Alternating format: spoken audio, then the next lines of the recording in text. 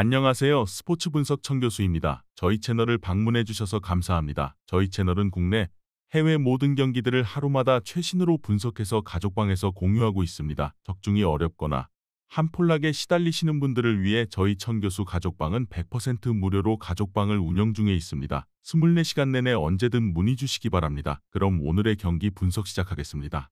4월 25일 해외 축구 6경기 분석 시작하겠습니다. 첫 번째로 요코하마 마리노스 대 울산현대 경기 알아보겠습니다. 마리노스는 1차전은 0대1로 패배했다. 하지만 한 골 차이의 패배를 극복할 수 있다는 자신감은 있을 것이다. 실제로 1차전에서도 압박으로 울산을 상당히 잘 상대하는 모습을 보여준 바 있기도 했다. 마테우스가 결정력을 발휘하지 못했거나 조현우의 슈퍼세이브로 골을 기록하지 못한 것이 아쉬웠을 듯하다. 그래도 홈에서는 2대4로 진 인천전을 빼면 전승인데 인천전에서도 수비 뎁스가 완전히 망가진 상황이었다는 리스크는 있었다. 울산현대는 원정에서 재앙 수준의 성적을 기록하고 있어 홈에서 1대0으로 겨우 승리를 거둔 것이 상당히 까다로울 듯하다. 가와사키와 조우르에게도 졌고 고우전에서도 2대1로 이기기는 했지만 상대 압박에 상당히 밀리는 모습이 자주 보였던 것도 사실이다. 그나마 입대를 앞두고 있는 이동경이 이 경기에서는 나올 수 있을 것으로 보이기는 하지만 압박을 잘하는 팀을 상대로 취약한 모습을 자주 보인다는 점이 상당한 리스크가 될 수도 있다. 마리노스가 이길 가능성이 높아 보인다. 1차전에서도 빠른 템포와 압박으로 경기력에서 밀리는 모습을 보여주었다고 하기는 어려웠다. 울산이 상당히 원정에서는 힘겨운 상황에 자주 직면하는 것도 사실이다. 그나마 이동경의 폼이 좋다는 모습은 희망적일 것으로 보이지만 압박에 약한 점을 리그와 아시아 챔피언스 리그에서 모두 보여주고 있다는 점이 걸리는 부분이다. 이번 경기 요코하마 마리노스 승을 추천합니다. 핸디 언어버 및 최종 조합은 고정 댓글 링크를 통해 가족방에서 확인해주세요. 두 번째로 트벤테 대 알메러시티 경기 알아보겠습니다. 트벤테는 상위 전력을 상대로는 중앙이 잡혀버리면서 측면에서의 공격이 잘 풀리지 않아 약한 편이다. 하지만 중하위권을 상대로는 여지없이 경기를 컨트롤하면서 플랜 A를 구축하는 데 큰 문제가 없다. 알메러시티를 상대로 무패인 것과 같이 올 시즌 홈에서는 12위 이하의 팀을 상대로 리그 전승을 기록하고 있다.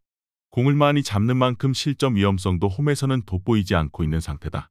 알메러시티의 경우는 중앙에서 점유가 밀리면 뻥축구로 플랜이 변질되는 경우가 잦은 편이다. 결국 득점력에서 두각을 드러내기는 어려운 것이 사실이다.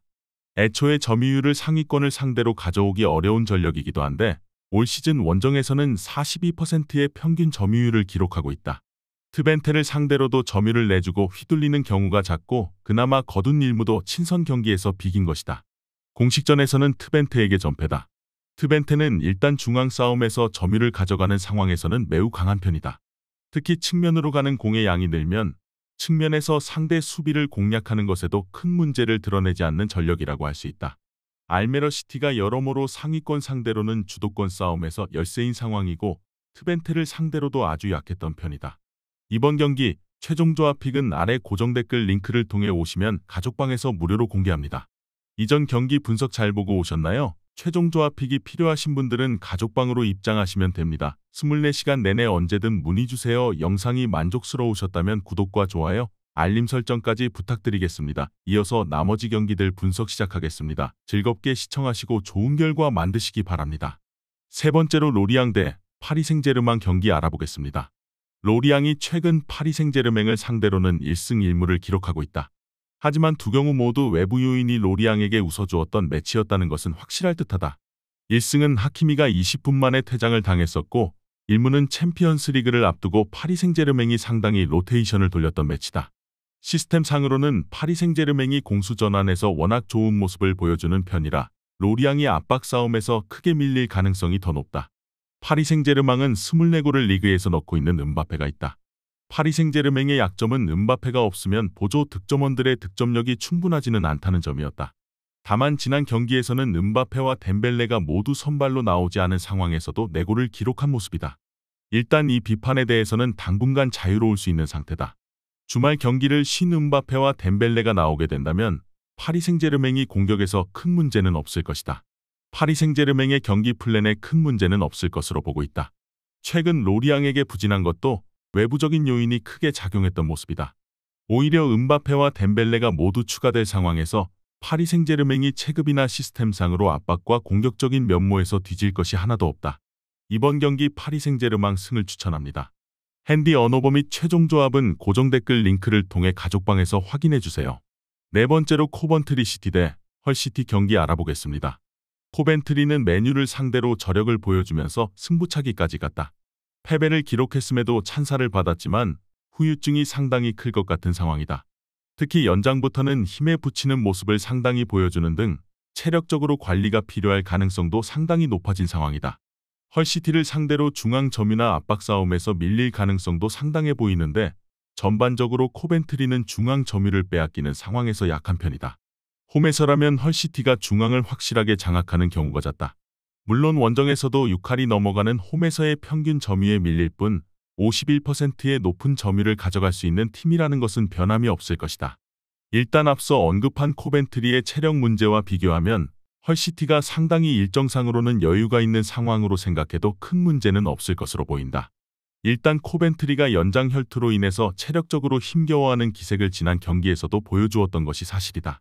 코벤트리가 중앙에서의 장악력에 필요한 압박과 에너지 레벨 관리에서는 밀릴 수 있는 상태다. 헐시티가 원정에서 경기를 지배하지 못하는 팀이라고 보기도 어렵고 코벤트리가 경기 장악력을 잃으면 제법 약세를 보이는 편이기도 하다. 이번 경기 최종 조합 픽은 아래 고정 댓글 링크를 통해 오시면 가족방에서 무료로 공개합니다.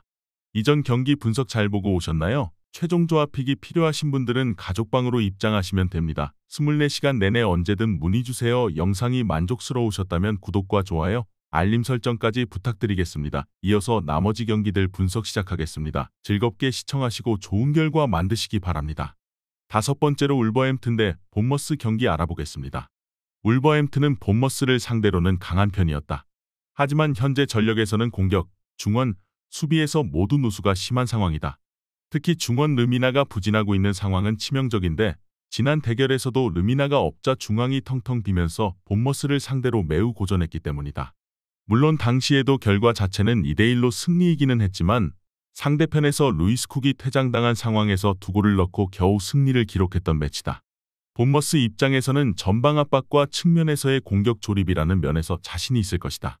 앞서 언급했듯이 르미나가 없는 상황에서 울브스를 상대로 좋은 경기력을 보여준 바 있었고 중원의 수비력이 부족한 맨유를 상대로 공격적으로 슈팅을 다수 퍼부어내는 등 공격적으로는 상당히 두각을 드러낸 바 있었다.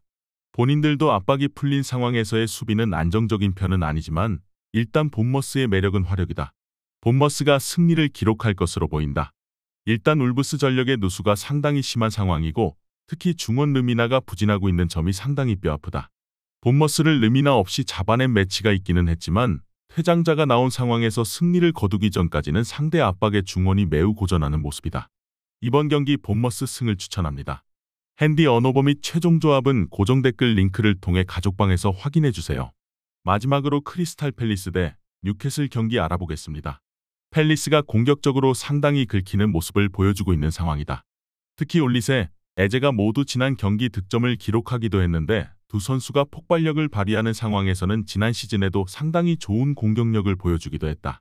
팰리스가 늘 주전들의 기동성과 체력적인 문제를 가지고 있는 팀이기는 하지만 뉴캐슬이 원정에서는 늘 기동성 부족에 시달리면서 공간을 많이 내주고 있기도 하다. 뉴캐슬은 홈에서는 토트넘을 상대로도 압박으로 잡아내는 면모를 보인다. 하지만 원정에서는 늘 홈팀과의 기동력 싸움에 밀리는 모습이다. 압박 기조를 원정에서도 이어가면서 공격적으로 이삭의 파괴력을 올리는 모습이지만 결국 수비와 미드필더 사이의 공간을 노쇠화된 수비진이 커버하는 모습을 잘 보여주고 있지는 못하다. 팰리스를 상대로도 원정에서는 최근 두 경기이므로 압도적인 모습을 보여주고 있지는 못한 상태다.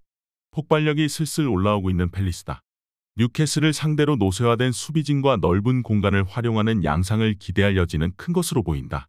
그나마 팰리스도 뉴캐슬과 비슷하게 수비 상황에서 페이스가 90분 내내 이어지고 있는 상황이 아니라는 점을 약점으로 들 수는 있을 것이다. 이번 경기 최종 조합 픽은 아래 고정 댓글 링크를 통해 오시면 가족방에서 무료로 공개합니다.